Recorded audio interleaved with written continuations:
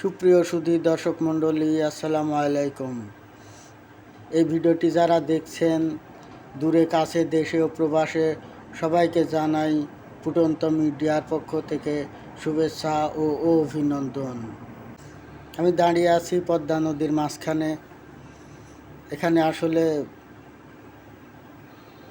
বালু নয়, পানি থাকার কথা ছিল। বিগত দিনে পানি থাকতো, ভরপুর পানি থাকতো, কিন্তু সেই পানির বদলে এই বছর পানির বদলে ভরপুর বালুর চর।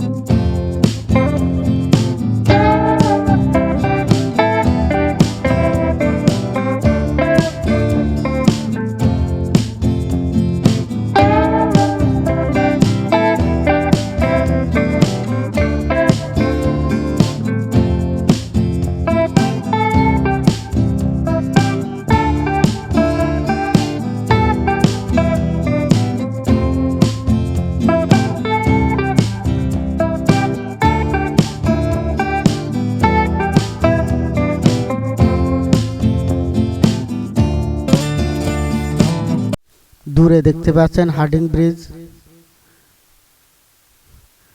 ব্রিজ পর্যন্ত কোনো পানির কোনো দেখা নাই, পুরো বালু।